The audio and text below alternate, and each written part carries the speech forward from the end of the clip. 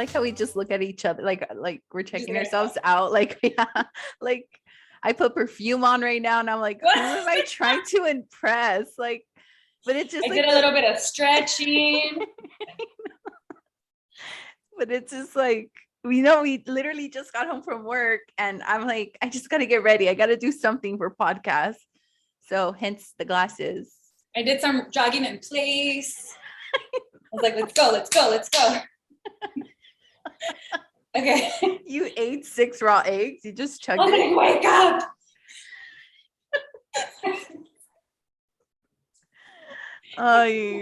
Okay. Woo. Anyways. That was a good one. Hi, everybody.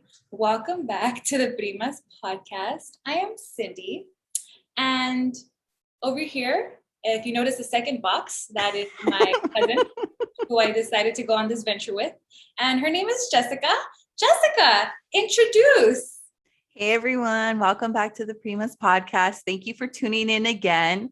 For those who keep tuning in, we're going to send special gift cards to you all. We all have your mailing address. That's what happens when you subscribe to the Primas podcast. We get all of your personal information. Yeah, no, but seriously, thanks guys for tuning in. Happy Friday. I mean, well, how's it going, Prima? Tell me. It's going really well. My chakras are aligned. And yeah, I'm just like really excited. So the reason why my hair down, I want to address it, is because my tia Letty thinks that we don't try hard enough to look good when we do this podcast. And it's true. Put some lipstick on. Yeah, we don't. She said, put some lipstick on. Look at me. I put perfume on. Like, it's not even necessary. Yeah, Jessica put perfume on. This is for you because my tia's our number one supporter / number one hater, which is cool. We need that feedback because no one else is going to be honest like her. Mm-hmm. And she's just like, yeah, you guys should like, you really look like you don't try. Speak up.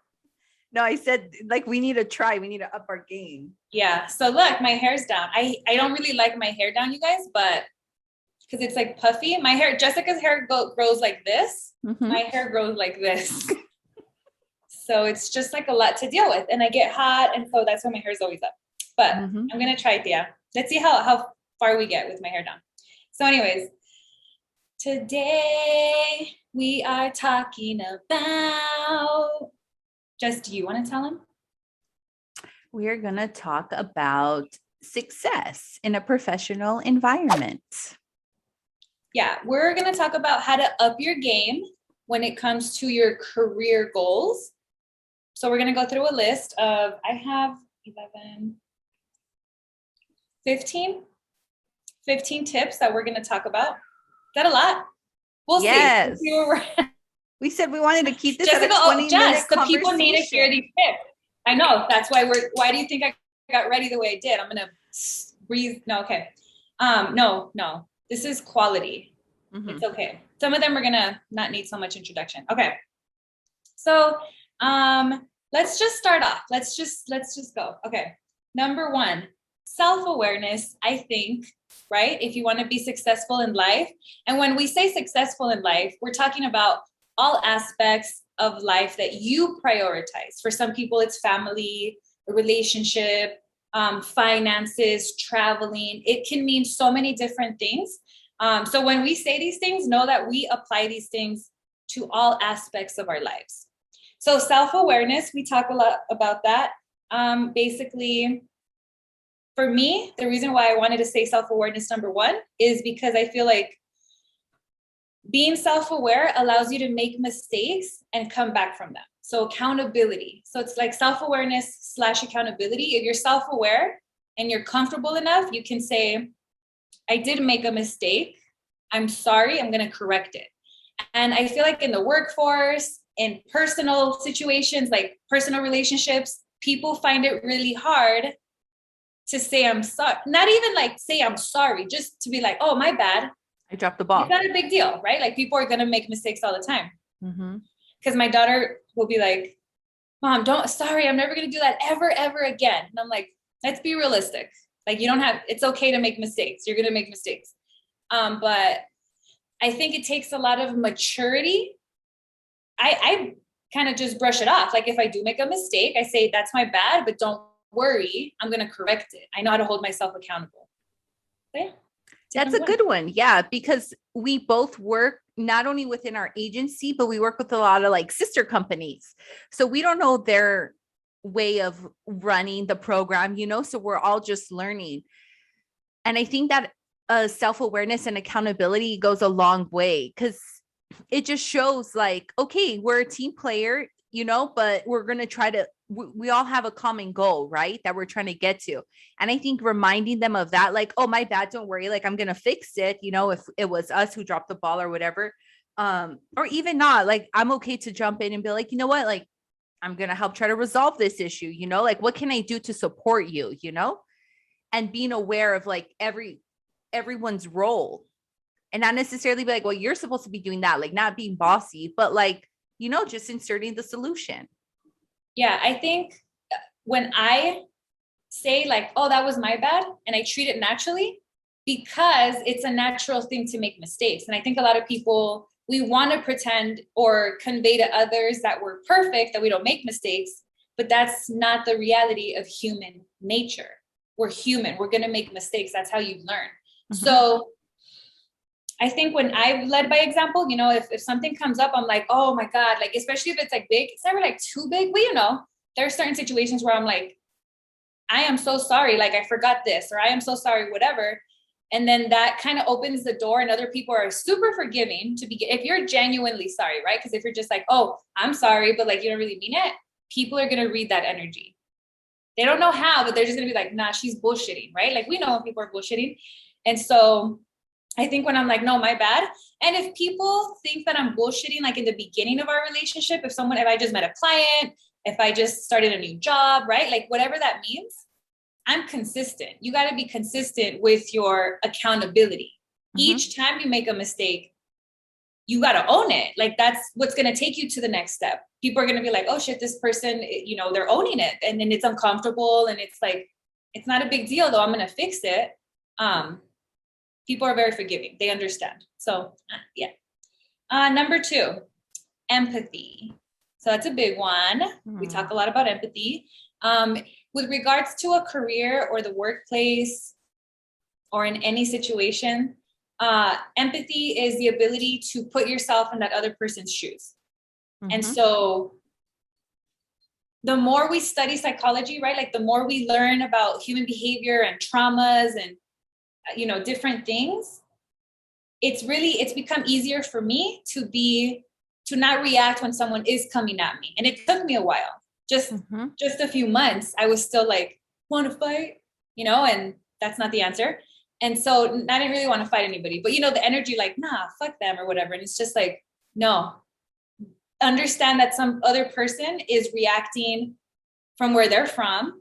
And it doesn't mean allow to be disrespected. Don't ever allow anyone to disrespect you. It just means don't waste your energy on being mad or trying to get them back, or all this energy we waste, right? When someone's like on our nerves, we're like, oh, we hate that person. Why are they like this? Blah, blah, blah, blah. And it's just like, that's not serving nobody. Mm-hmm. It's wasting your time, wasting your energy. So empathy means that when someone's coming at you, to be the bigger person. It's taken me so long, but it's a good feeling. Yeah, definitely. When the way I defined empathy is like an intellectual understanding, you know, of that other person and what they're going through and how they're projecting, you know, and just understanding and be like, hey, I've been there. I've had those bad mornings, or I've had those bad moments in my day, or things didn't go accordingly. And it's about bouncing back, you know, but if we're projecting that energy back, which we're big believers on that, it's not going to resolve anything. So we need to come at it at a different angle, you know? And a lot of people, I think, confuse empathy with sympathy. Like, I don't want, or like, you know, also for speaking for myself, I don't want anyone to feel sorry for me. And nor do I'm sure no one wants anyone to feel sorry for them. We're not asking for sympathy. It's just an understanding of that person's reaction to whatever they're going through, right? In the context of like the work environment. Yeah. You know, another time, sometimes I'll feel like reacting. Mm-hmm. I don't normally ever react, but still, what I'm saying is that I catch this thought where I'm like, what's this bitch trying to say? No, I'm saying, but you know, where you're just kind of like, sometimes, for me, a big thing was email etiquette. Like, Oh, you know, where someone's like, yeah, or like today, like right before I got off of work, I was supposed to drop something off for a client and they didn't give me enough information. And so I'm like, I don't know what to do. And I have another client to go to and I like to be on time. And so I'm like, I tried my part. I'm sorry. But it's like, had they given me more information, we would have communicated better. And a lot of the time I'll have to go back and forth with people because I'm like, oh, okay, what does this mean? I'll do it. But what do you really want from me? Or, like you have to read people's minds. And so I feel like the more clear you are, and then the less passive aggressive, because a lot of people in the workforce are passive aggressive. I know. And it's awkward because I'm like, just say what you want. Just, you know what I mean? I don't know. It's that's an interesting one to me, but I don't know. Yeah. Talk about passive aggressiveness. No, I like the email etiquette because I had to learn like a hard way about that. I remember when I first started a job, there was some people who would type or reply back in all caps and it would drive me crazy. And I was like, why are they angry for? Like, they're just sending all caps or even explanation marks at the end of like a sentence. And I'm like, what? Like, we're not texting your mom. Like, stop replying like that. And then like we had a whole, like, I brought that up to someone's attention. I was like, can we not all like write in all Can caps? you use your lower cases? Yeah. Thank you. Because I need to see that. HR. And I highlighted everything. I was like, look, and I made like a PowerPoint of how like unprofessional This this is was. disrupting my mental ability to do my job. Yeah. But then it was like, so that was one. And another one was, I remember when I started Cal State LA, it's school, right? Like I had transferred, after like a 10-year being in a community college, so I was like taking school seriously, but not, but I've had, like I'm always texting. And one time it's so serious. You were in it for 20 years. Like, I just love school. Can't get me out of that place. So I love PCC. And when I finally transferred, I remember like my first semester, like one of my first classes, I was like, we were writing something and in the writing, I wrote LOL. And then the professor, before handing out the papers, he's like, you should always be writing like very professionally. He's like, I know we joke around here and this and that. And I was like, what idiot did that? And I got the paper back and I was like, it was me. I did it. I wrote LOL. And I was just like, it just completely slipped me because it's like, yeah, you got to remind yourself of the context you're in, like texting is one, email etiquette is another, and it should be applied like across the board in that professionalism, like it's school, it's work. It should be rolled over into that. So that's why, yeah, I do take also email etiquette very seriously. Like when someone just says, yeah, or like, okay. And it's like, why ask for questions, and okay is not sufficient. Yeah, that's a tough one with emails. You can't control other people. And who are you? Like, I am a little extra in my emails, but it's just kind of like, that's how I communicate. I take it serious. I want the person to read what I'm saying and understand what I want back. If I leave it, vague for them, then we're going to have to go back and forth. And essentially it's going to waste my time. So like, I just like to include all the details. People might think I'm weird and extra, and they do. And I'm like, I don't care. Like, I like to get my message across. Like, we're doing a job. Yeah. Okay. Number 3. Oh, I love this one. Body language. Body language is it can be so powerful. And a lot of us we're not aware of how we look to others. And so one big one for me that I learned, I don't remember when, it was like a TED Talk. They were talking about like your position and like, having your shoulders rolled back and standing straight. And like, I didn't realize that I just was always slouching. That was my normal standing. And then after I started to work out and like stretching, it's important to have a strong core. Body posture to me isn't just like my physical. It's like, I feel confident and strong. And that's why I'm standing this way. Jordan Peterson says that if you're standing up tall, then you're kind of like telling the world, like, I understand that there's risk. I understand that there's danger, but I'm going to take it head on. And I was like, yeah, that's beautiful. So I start, and I still slouched. I always, all day, I'm reminding myself, like, stand up straight. But it's better than before where I had no concept. And so, like, if you want someone to take you serious and you're slouched, it's just subconsciously, like, it's not going to happen. Even if it's your boss, right? Like, if you're someone's boss and you're slouching, you're sending a subconscious message. I think that's where Jordan Peterson was coming from, where it's just like, you can't even stand up strong. And I don't know, I kind of like that stood with me. So work on your posture, people. Oh, it's a good one. I like that. I never really thought about that one. And it's not just posture, it's body language. When you're giving a presentation, remember, like, our whole lives, when someone gave a PowerPoint presentation, they were so nervous. They were just reading off the slide and, like, turned around, like, let's get this over with. And everyone's looking at them feeling horrible for them because they know I'm next, right? Because it was always, like, horrible. And as I got older and I started to do more public speaking, I wanted to become a better speaker. And I'm not the best speaker, but I did try to work on some of those things where it's just like, make eye contact with your audience, grab them. That's why I find stand-up comedians so amazing, is because they're one person and they're controlling the whole audience. That's cool. That's a cool little skill set. So yeah. So posture, body language, eye contact, facial expressions. I think it's funny that other people don't see themselves when these things are happening. Not funny. I kind of feel for them because I'm like, you're giving off everything just based. You don't have to say nothing, and I can read you. You're uncomfortable, or you're excited, or you're mad, you're whatever. And people think that they're hiding it. Where I'm like, did you just do that? They're like, no. And I'm like, you did. You know what I mean? And I'm like, I can see it. And I don't know. So I think for me, that's a big one, is to start paying attention to your facial expressions, not just when you're taking a camera, because we're really good at taking selfies and editing them and using Photoshop. When you're really presenting yourself, like, have that level of confidence. Yeah.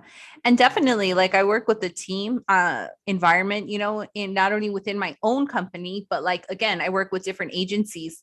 And so learning to read when someone's uncomfortable and, like, when I need to step in or not, it's that communication, where it's like, okay, well, what are you comfortable handling with? And then when when that incident occurs, it's like, okay, we're already prepared. Like, this is my strong skill set. This is yours, and so forth. So we all have roles for each other. But that also comes with, like, communication and, like, just being able to read your coworker, because we see these people more than our families sometimes, and to not be able to read their body language, I think says a lot too. It's just like, well, are you communicating? Like, what are you doing, Yeah.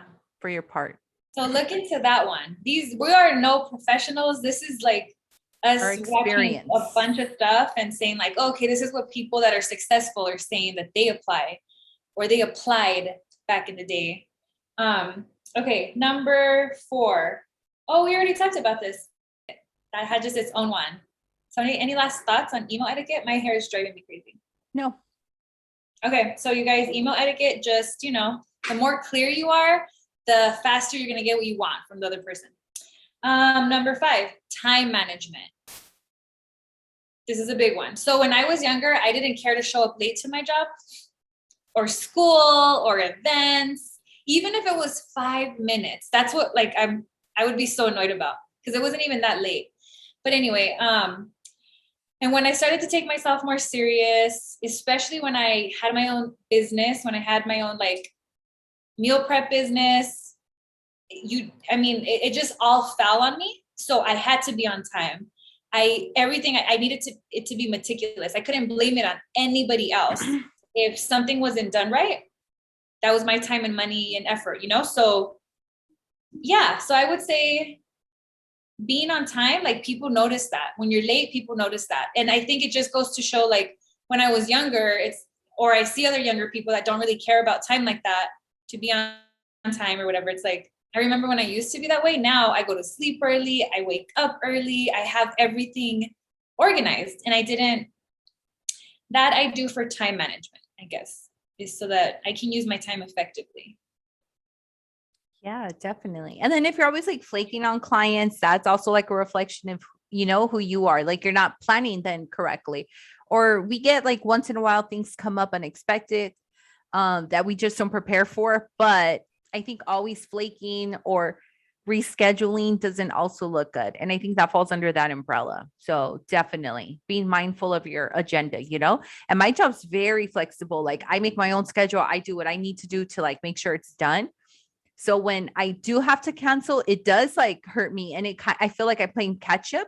But I prepare for that moment, like, okay, well, in case this happens, that's why I give myself that cushion, like, well, this doctor appointment ran a little longer than anticipated, because the doctor was backed up, which is out of my control.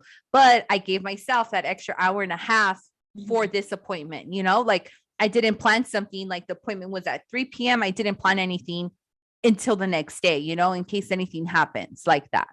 So it's being mindful and being prepared. Yeah. And that's another thing people will start to read is the consistency. Are you consistently late? Are you consistently rescheduling? Are you consistently, whereas if something does happen and it's an emergency, they're going to know, like, we just know these are things we register without even realizing it. Like, I don't know. I just pick up on it. I pick up on behave, like subtle behaviors. And that's what this is, where you're like, oh, I was 2 minutes late. That's nothing. But if you're always 2 to 3 to 4 to 5 minutes late, that does reflect who you are. That means you're running late. You're not paying attention to your morning. You're not taking yourself that serious, right? It just goes back to show like this person's not really taking themselves serious. That's kind of how it comes off. Even if your bosses aren't doing it, because like you said, Jess, you make your own schedule. It's even more important that you stick to a strict, not that things aren't going to happen. And we are so thankful that our jobs are flexible. But I think with that, I do take myself even more serious because no one's checking on me. It's up to me. Exactly. To make sure I'm on time. And I'm very happy that we don't get micromanaged and we have flexibility. And I think for that is like, all right, well, I want to make sure I'm giving the same back then, because I know that my organization has my back or they're flexible. Yeah. And that falls under like work ethic. Did you put work ethic on your list? Well, this whole thing is like, it's career talk / work ethic. Oh, okay. Okay. We're on the same page. I like when that happens because that doesn't happen very often. So it happens like 10 times a day. I swear it's right here, you guys. Well, because I was thinking like before Eli's like, what the hell are we going to title this bitch? And I'm like, just kidding. But like, we forget. And I'm like, oh my God, I got it down. And I said career talk / work ethic. Okay. Number 6, communication. And in parentheses, I have passive aggressive. So passive aggressiveness. Yeah, I was telling my mom yesterday, I'm like about a situation. And she was just like, that's how most people talk. Oh, I know the situation. So we were taking like a team picture. And then instead of someone telling me move closer, because I guess I was like out of the frame, the person You're so annoying. I wasn't doing it on purpose. I thought anyway. And then the guy goes, do you guys know each other? And everyone starts laughing. And I'm like, yeah, we work together. I thought we established that. I didn't say it with an attitude, but I'm like, yeah, we just said that. And then he's just like, and everyone's still laughing. And they're like, no, like get closer. So I'm like, why wouldn't you just say that? And so my mom's like, well, most people talk like that. Like, are you dumb? And I'm like, I'm not to register things. And I was just answering a question. And my mom's like laughing at me. And I'm like, she's like, that's how people talk. You kind of have to understand. And I'm just like, why wouldn't he just say move closer? So that was my argument. But what I'm saying is passive aggressiveness is like, we all do it, right? I don't. I promise you I don't, because I just don't like when people do it to me. And so I don't want to do it so that it doesn't come back to me. But I see it done. And it's like when someone's trying to tell you something, but they're giving you the runaround and there's a little bit of shade thrown in. And I just, when I was younger, like not younger, like in my 20s, I found what that word was. And I'm like, I don't know. I take myself serious. Like I do and I don't, because I'm always like, I'm very sarcastic, but also like certain shit I take serious. And I remember thinking, passive aggressive to me, those are fighting words. I'm not trying to fight somebody. So if I talk to someone like that, I have to be ready for their reaction. Mm-hmm. But guess what people do when they're passive aggressive? When you do come back at them, they're like, oh, you're crazy. Oh my God, Cindy, I was just playing. And it's just Mm-hmm. like, and then, like, You're why like would you play like you're that? like the Kermit meme where it's like drinking my tea, like doing my own business, like looking out the window at that point. Like, yeah, what do you do at that point? I just don't get passive aggressiveness. Like, Yeah. and when people do it, I'm like, I just tell me what you want. Like, I'll do what you need. You don't got to get crazy with me. But I don't know, because it happens a lot and people are used to it. So like a lot of people in all over the world, right? Like they just play into it. And I'm just kind of like, I don't fucking play like that. Like, what? I don't play like that. Like, if you're being disrespectful to me, not a big deal. I don't care. But like, I don't want to fuck with you. And I would never act disrespectful to you. So I'm just like mind blown. I don't get that one because my mom's like, everyone talks like that. And I'm like, well, I don't like it. Okay. This is why you're in your little cave at nights and in your dungeon. Like no one can go in there. Like I can't even go in your own dungeon. Like it's just like no one's allowed. This is why. This is why.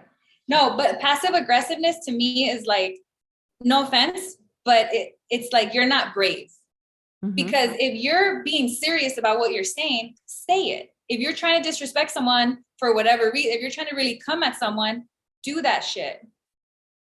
Like, be brave enough. Don't be passive. Do that shit. Say, Cindy, fuck you. I don't know. Mm-hmm. That's, you know what I mean? But like, that's basically what you're doing. But in the context of the work environment, I get why like people use this as like their defaults because they don't know how to communicate, you know? And that's like the first bullet point you pointed out was the communication because they don't know how to do it. So they choose like this alternative, which in most cases doesn't resolve or get your point across. And yeah, you're just kind of snowballing this thing that's bothering you, but you have no idea how to like resolve it. And ultimately, like that's what happens. And eventually it's gonna blow up if both parties keep doing that like passive aggressive behavior, then that's how easily it is to like dislike a coworker. And I don't get that. Like I see these people more than my family and we didn't choose to be like coworkers, you know, like this is just who we were put into. Yeah, I'm trying to find balance, like, and keep reminding myself, like in these contexts of these four walls, we're going to respect each other. We're going to communicate with each other and we're going to get the job done because that's the ultimate goal. You know, this is our job. We don't have to have similar interests because we're not friends. You know, if we develop a friendship after, amazing. But yeah, you're right. I remind myself of those three fundamentals and I just keep coming back to that. And yeah, and it is really hard for me to like crack humor in the beginning because my humor can be really dry and sarcastic. And then people probably think I'm like being rude, but I'm like, no, it's cool, guys. I'm cool. I'm really funny. Yeah, you have to like, yourself. I have to, yeah. But no, I hear you. That's a good point though. Like people have to adjust. And so you can't really say F you to someone at work because you'll get reprimanded, right? There'll be consequences. So instead they develop this fake language. Everyone knows what's going on, but you got to play like it's not. And don't you dare react because then you're the psycho. Yeah. Or you're just going to have to read that chemistry because every work chemistry is so different, you know, like my chemistry with my supervisor is very different than my other colleagues, you know, and I think it goes back to all these other points, like that empathy, that understanding, and just learning who we all are. And we're all so different. We all have different needs. We all work differently, you know, like across the board.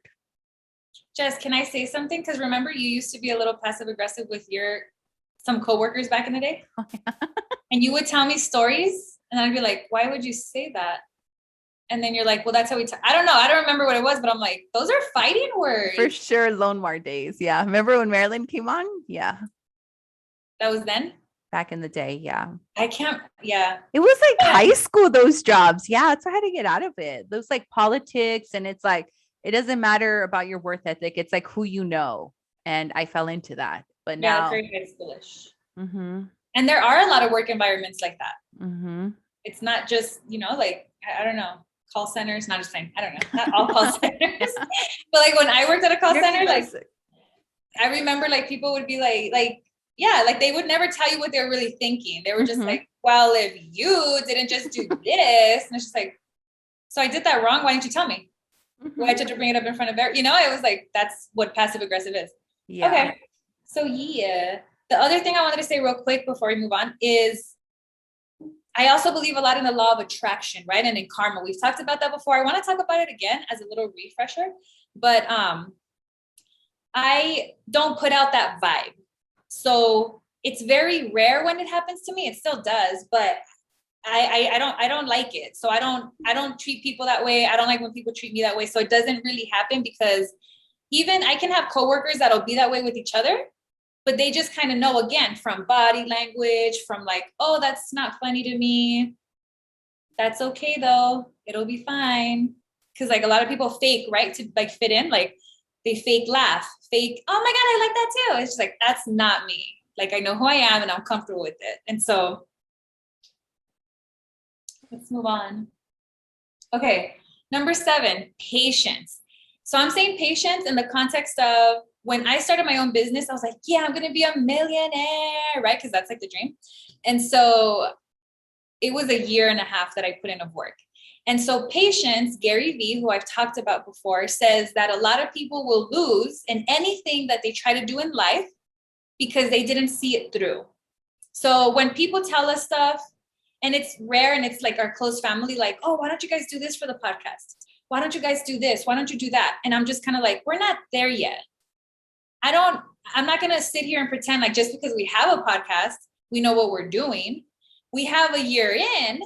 And so sometimes people will tell us stuff where I'm like, you don't understand. Like, you don't have a podcast is another one, right? Like a lot of people will try to give you advice and they're not doing what you're doing. So it's just like, I'm sorry, but do my shit for a year and then give me feedback. I'm more likely to listen because then I'm like, you know what it feels like. You know, it's embarrassing. You get nervous. There's just so much that can happen. And so for me, the podcast is a patience game because I feel like we're still beginners. Mm-hmm. We're still learning so much. There's still so much for us left to do. And my biggest thing for the podcast is learning how to talk. Crazy as that sounds. For me, it's like, I don't want to buy a fancy camera to record my face and invest when I can't even articulate my message correctly.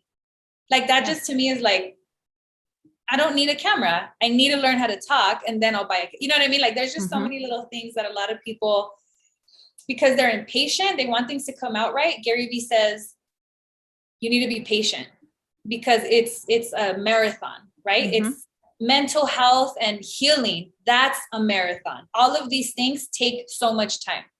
So that's what we meant by patient. I like that. And there's always room for improvement within ourselves. And it's like, as long as we're putting in the work, but nothing's going to happen overnight, you know? So here we are putting in the work, exactly what we preach, essentially. Yeah, we're barely doing it. Yeah. Who are we, right? What do we know? Yes, exactly. Okay. Number 8, fears. You have to conquer your fears. I think this one has a lot to do like the same in the work environment. Yes, because I'm glad you said that. Like when someone's being passive aggressive, this is what I mean. You're not brave enough to tell this person, hey, I don't appreciate that this happened and this is what we need to move forward. Or, hey, I don't appreciate what happened. Let's talk. Let's get some coffee. Hey, all of that is like, that's facing your fear, because I would never do that before. Cause I'm like, no, oh my God, I'm too afraid of people. Not that they would come at me, but I was just too afraid to put up boundaries. Or if someone would come at me, I was too afraid to say, hey, that hurt. Or, hey, what the fuck? Like that was disrespectful. I used to allow it all my life. And once I became a mom, I was like, what kind of a mom? I didn't feel secure and brave and confident allowing others to disrespect me. I don't care if it's little. I know I'm going to sound crazy, but like, I don't care if it's like, not that I'm not going to like internalize it, but I'm just like, I don't fuck with you. You'll never know that. I'm never going to show you because it's not that serious, but like your vibe, be straightforward. Tell me what you want to say. Even if it's uncomfortable. So that's what I mean by fear, is like, you know, like A little bit. I get it. Having the courage. Like sometimes since I love to ask a lot of questions. A lot of people come to me and are like, oh, just ask this question or go ask that question, and it's just like, I know, like I can do it, but yeah, I should be encouraging so that. them. Yes, that's one. That's great that you Yeah. do it. Yeah. That's nothing wrong with that. But they are operating from a place of fear because they're like, oh, Jess is braver. She'll do it. We're too afraid. We're too uncomfortable. Or we can mask the word fear with being uncomfortable. Like that makes me uncomfortable. Like step out of your comfort zone. Or, oh my God, this coworker did me dirty. Not did me dirty on purpose, maybe, but like something happened where you have to address it. If not, you're just going to swallow it, right? And just, it'll come out in passive aggressiveness. Whereas if you just face your fear, it's going to be uncomfortable. That's why we're afraid of it.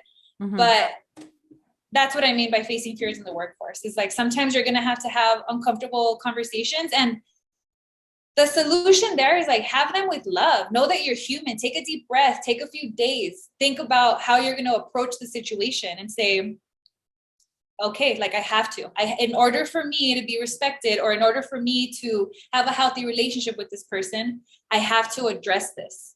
Don't sweep it under the rug. So that's what I mean by fear. Moving on. Number 9, we're almost done. Ooh. Nurture your network. So we talked a lot about network in the past. Check out our different like social media marketing stuff. In our past episodes where we're talking about how important it is to network. I'm so proud. Just last week, we had Alex come on and talk to us about men's mental health. And we have a financial coach, and we have a therapist and a health expert. Like we've been building this Primas community network. And I'm just like, these people are so awesome. They're freaking quality ass people, right? And I always say, like, I reach out to so many people, but it's not always a hit, and that's okay. But nurture your network means pay attention to these people, really build a relationship, even if it is online, really build, like, if they have their own podcast, listen to their podcast. If they have, whatever it is, like nurture your network, because you just never know who's watching. That's a good one. No, I agree with you. And I'm trying to get over your 20 points. Okay, sorry. I just stopped because I don't want to be like rude. Okay, so just real quick, when I said you never know who's watching. So when I started my business, I needed to price my food, and I didn't know how to. So I took my menu to my mentor, and that's how my business started. My mentor saw my menu and she was like, you can do this. And it was like healthy food. It was meal prep. My mentor at the time was gluten-free. And so because she had like this disease, and so it was a particular diet. And so, so you never know who's watching. She literally gave me her business for a year and a half, and she connected me to other people. And I just would have never in a million years thought I'd have my own business, and I was making really good money, and it was just crazy. And so I never knew that me meal prepping was going to potentially give me a business opportunity one day. And it did. And I'm so thankful for that. So I'm just saying, you never know who's watching. Number 10, we're almost done. Know your why. So when we brought on Georgina, the marriage and family therapist, we were like, what happens when we get super stressed out at work, or when it's just like self-care, and what do we do, when we feel worthless in the job field? And she said, know your why. Always come back to your why. So yeah, know your why. Know why you're getting up. And if you don't like your job, develop a plan so that you can get out of there. Don't just quit if you need your money. Be rational. Be rational, or create an emergency fund, like Mariela told us, for 3 months, where you can maybe afford to quit if it's that toxic, but set up a plan. Exactly. So that if you are in a toxic environment, so that you can get out of it, you need a plan if you're counting on your money. Oh my God. Okay. So number 11, getting ahead will require discipline and hard work. And I feel like, I don't know, but I feel like it's not going to be for everybody. Like we're saying these things, but then like Maybe not all points will apply to you. Yes. Just take what will apply to you. Yeah. Because a lot of people I've came across don't like to get ahead, don't want to move up, and they're completely content in that position. Yeah. Which is cool. That's their goals. Those are not our goals. So check That's yourself. exactly, yeah. Sometimes I'm like, well, some people are like, I'm fine where I'm at. I don't need like a strict schedule like you. Next, is this 12? Yes. Mentorship. I always talk about mentorship. I've had amazing opportunities learning from other people. I've been in the position of mentorship for like youth. And so I think mentorship is just beautiful. So even if you don't have access to finding a mentor, you can also look at someone who might be in like the media and say, oh, I really like that person and where they're at. I want to be like them. And then see what they're doing. I don't know if I like my hair like this. See what they're doing. Like who do I really like Gary Vee and his personality and stuff, but he's like hardcore business. And I've identified as a mom. I want to be a mom right now, like I can't go hard like that, but I totally respect it. And there's a lot of people, Beyonce, she's just like a great entertainer and she just has amazing work ethic. Like she's always working. And I don't want to be famous, but I'm talking, just her shit is like awesome. So there's just different people that you can look at and say, listen to them. Like, what are they reading? Do they have motivational stuff on YouTube? Stuff like that. Like, who do you aspire to be like? 13, don't burn your bridges. Just like someone is always watching for if you are doing awesome stuff and gives you an opportunity. Someone is also, you can always miss that opportunity. And I feel like I had a lot of those in my 20s. All of my 20s, I met really awesome people. It wasn't my time yet. I wasn't mature enough. But I know there were a lot of missed opportunities in my 20s because I was so immature. I wouldn't take certain things seriously. Or they were watching. People are watching. So don't burn your bridges because you just never want to do that. Even when you're quitting a job, a lot of people now like record themselves quitting and like, fuck you. And like, cool, that's pretty punk rock. But if it's a job with potential future networking, like just never go out that way. Even if you're upset and they did you dirty, like just make peace and like get out, but don't talk shit. Don't go on social media. Like that's the potential to burn your bridge and you don't want that.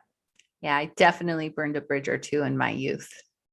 I don't even regret. Yeah, I don't. But I just learned that lesson. Like, never go out like that for those reasons. Jessica was attacked to be like, last day. Okay. Just burned my desk. Last one, work on yourself. Build confidence. When I say work on yourself, I'm talking about if you want to move up, and you have to be very confident. You have to work on your fears.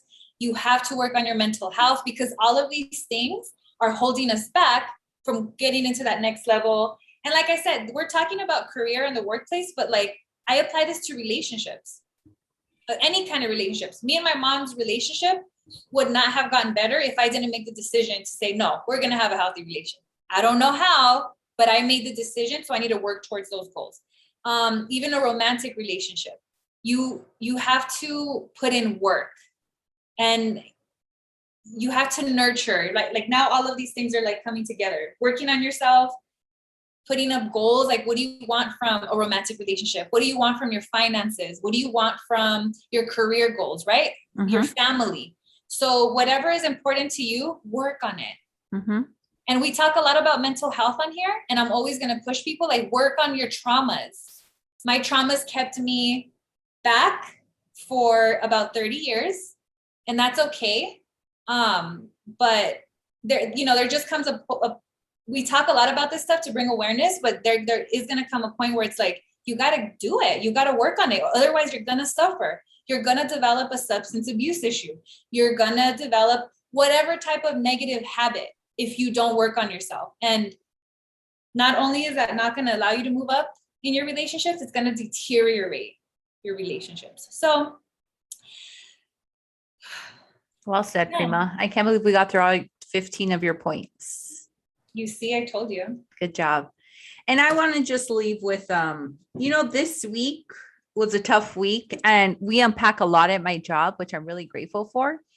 So have trust in your coworkers, like I think that goes a long way. Aside from everything we just said, no one else is going through what you're going through like them, you could come home and vent. I can vent to you, even though we work in a similar service. It's different, you're not out there with me every day. So you're not going to have that relatable experience. But I would say just have that trust in your coworkers and try to build it, try to build those relationships and try to come from a place of solutions and not like ban them off. Like, oh, no, we're not. Because then that's also going to read the room, and like that chemistry is always going to come in when certain people come into the room, and you can just feel that energy. And I don't like being like that. Like that's one less stressor I don't need in my life is my work environment, like my life's already stressful. So I try to always like have that in the back of my mind. Like this is like, I enjoy my job and I love going to work. And I love the people I work with. So I just try to remind myself all the time, like, I don't want this to be a stressor. I don't want to have bad blood with anyone here. I just want to come in, do my job and reach that ultimate goal of like why we initially like went for this position, Prima, you are like so amazing. I am. I'm like an amazing coworker. No, I'm just kidding. But I didn't always used to be. I really didn't used to be. You've grown a lot. I've grown. That's a beautiful way to leave it off because I was already like pissed. No, I'm just playing. But you're right. So you're saying nurture your job people as if you were any other relationship. And that's beautiful because that was on none of my list. And I'm glad you're ending with that because I'm like, oh, there's a high note. Yeah, let's just end there. Okay, Prima, let's just end there. I'm just kidding. No, yeah, that's good because when I do get upset, and it's going to happen all the time, it's like, don't get upset. Try to understand. And then now I'm replying with that energy. I'm not saying, oh yeah, well, let me prove you wrong. It's like, don't. You're right. We're here to solve a problem, right? Any job that you're giving back like that, we're here to solve a problem. Some people are toxic, but you got to give them love because they're operating from a place of trauma. Set your boundaries, but give them love. All right. Oh my God, my hair has been this like down for this long. Good. I'm going to put it up right after this. But anyways, all right, you guys, this is the awkward part where we don't know how to say goodbye, but it's time for us to say goodbye. Yes. So have an amazing rest of your day, everyone. And thanks for tuning in. All right, Prima, close us off. That was it. Bye. Bye. And we're done. Oh, thank God.